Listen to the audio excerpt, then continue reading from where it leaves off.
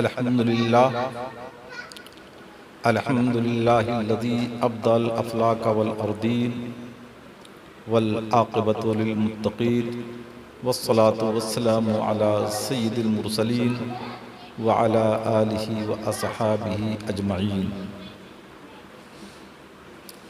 अऊज़ु बिल्लाहि मिनश शैतानिर रजीम। बिस्मिल्लाहिर रहमानिर रहीम। इन्ना अंज़लनाहु फ़ी लैलतिल क़द्र। सदक़ल्लाहुल अज़ीम। बारगाह रिसालत नाब सल्लल्लाहु तआला अलैहि वसल्लम में दुरूद शरीफ का हदिया अक़ीदत पेश करें और पढ़ें। अल्लाहुम्मा सल्लि अला सय्यिदिना व शफ़ीना व मौलाना मुहम्मदिन बारिक वसल्लिम। सलातुन व सलामुन अलैका या सय्यिदी या रसूलल्लाह सल्लल्लाहु तआला अलैहि व आलिहि वसल्लम। मुअज़्ज़ज़ हाज़रीन, अभी अभी मैंने कुरान मजीद फ़ुरक़ान हमीद की हमीद आयत करीमा की तिलावत करके ख़ुद को और आप सभी हाज़रीन को मुशर्रफ़ करने की सादत हासिल किया। अल्लाह तबारक व तआला का इरशाद पाक, इन्ना अंज़लनाहु फ़ी लैलतिल क़द्र, हमने इसे नाज़िल किया क़द्र वाली रात में। यानी अल्लाह तबारक व तआला ने कुरान मजीद फ़ुरक़ान हमीद को बाबरकत रात में नाजिल फरमाया। और जाहिर है जब नाजिल करने वाला जिस चीज को नाजिल करे और जिस शब्द में नाजिल करे, तो पहले शब्द की निस्बत हम देखें कि शब क़द्र में अल्लाह तबारक व तआला ने कुरान को नाजिल फरमाया।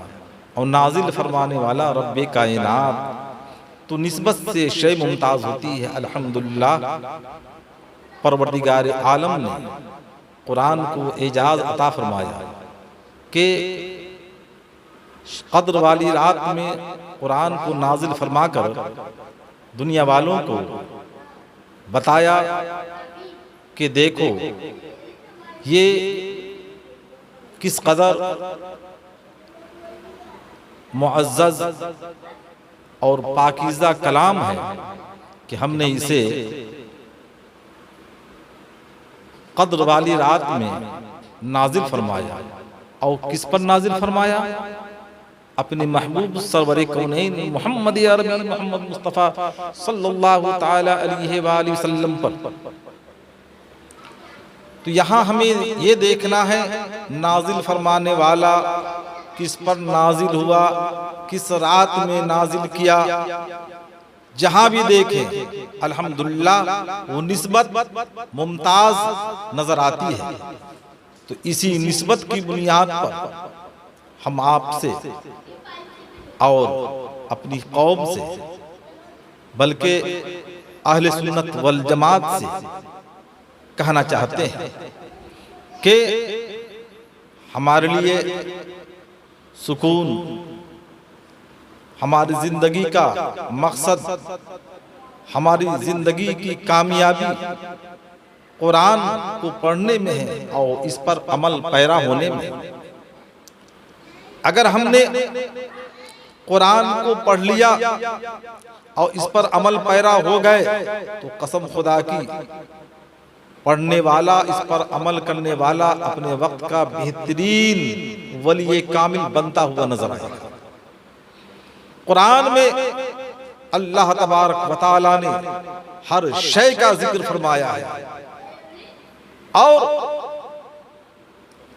कोई ऐसी चीज नहीं जिसका तज़किरा कुरान में ना हो। शर्त यह है कि पढ़ने वाला जी फहम हो, पढ़ने वाला साहिब फिक्र हो, साहिब लियाकत हो, साहिब सलाहियत हो। तो यकीनन कुरान को पढ़ने के बाद उसके दिल के अंदर इनकलाब पैदा हो जाएगा।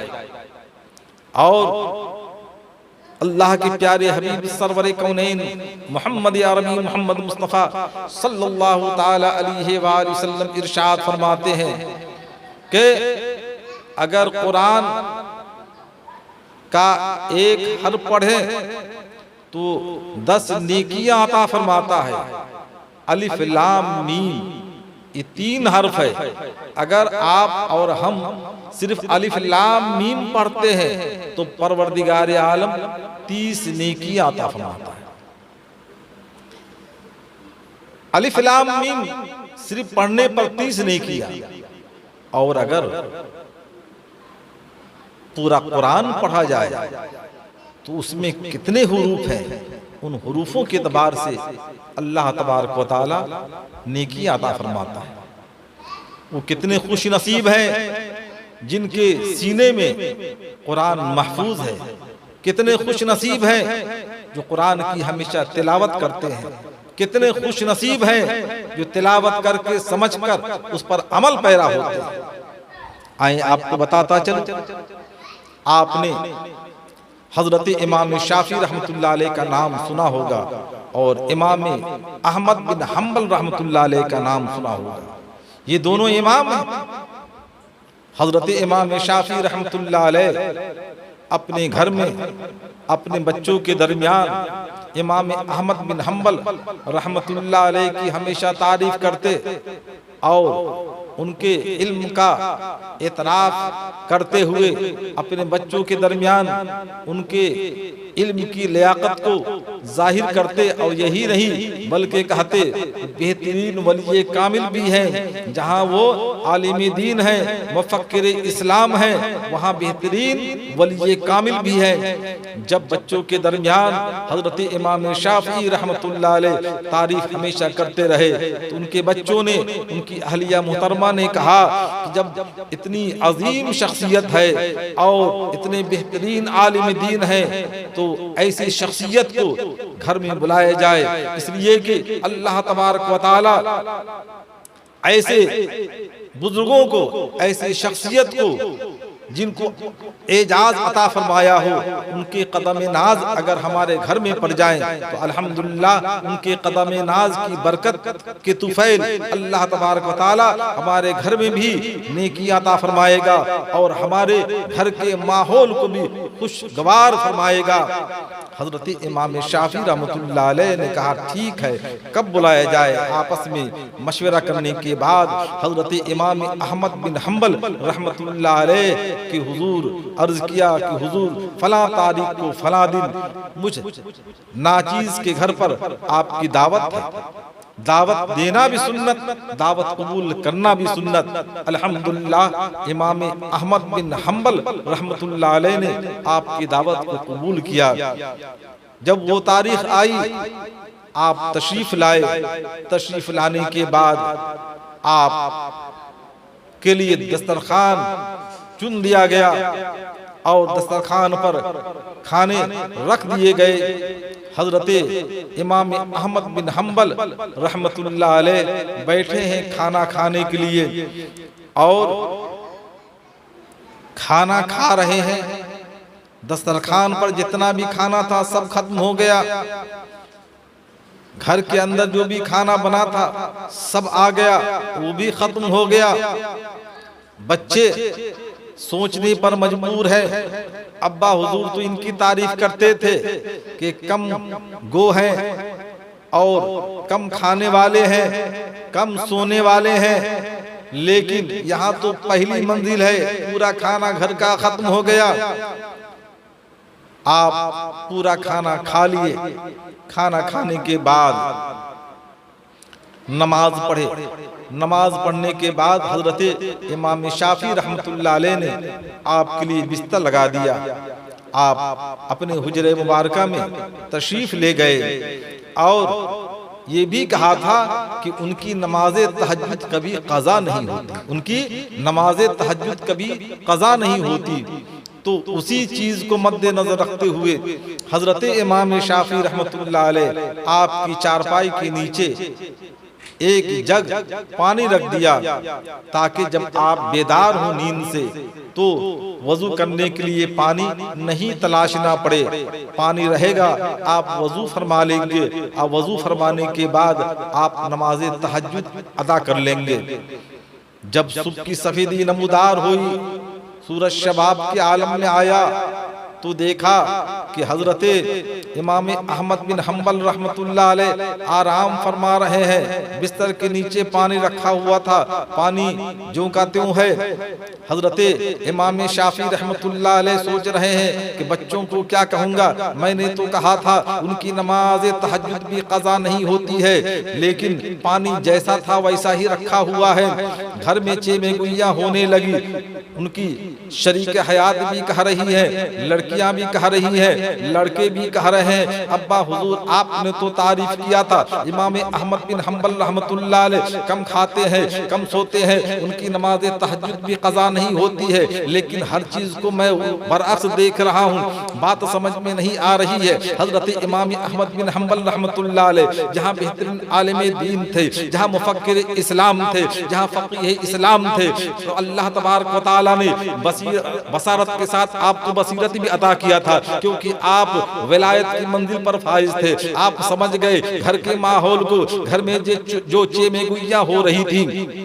हजरत इमाम अहमद बिन हम्बल रहमतुल्लाह अलैह ने कहा कि ए इमाम शाफी रहमतुल्लाह अलैह, आप तशरीफ लाइए, अपने बच्चों को भी लेकर आए, अपनी अहलिया मुहतरमा को पर्दे के पास रख दे, मैं उनसे कुछ गुफ्तगू करना चाहता हूँ। अल्लाह अकबर। हजरत इमाम शाफी रहमतुल्लाह अलैह बच्चों से कहे, इमाम अहमद बिन हम्बल रहमतुल्लाह अलैह बुला रहे हैं। अल्लाह अकबर। इतना कहने के बाद सारे बच्चे आ गए, उनकी अहलिया मुहतरमा पर्दे के पास आकर खड़ी हो गई। अल्लाह अकबर। अब सुने, हजरत इमाम अहमद बिन हम्बल रहमतुल्लाह अलैह फरमा रहे हैं कि सुने, आप हजरात के ज़हन फिक्र में जो बात आ रही है कि इमाम अहमद बिन हम्बल रहमतुल्लाह अलैह पूरा खाना खा गए, बात सही है, और आप हजरात के ज़हन फिक्र में जो बात आ रही है कि तहज्जुद के लिए आप न उठे, पानी वैसा का वैसा ही रह गया, तो आए आप हजरात के ज़हन फिक्र में जो बातें घूम रही है और जो नजरियात आप हजरात के हैं उसका मैं जवाब देना चाहता हूँ। सुने, जब मैं आया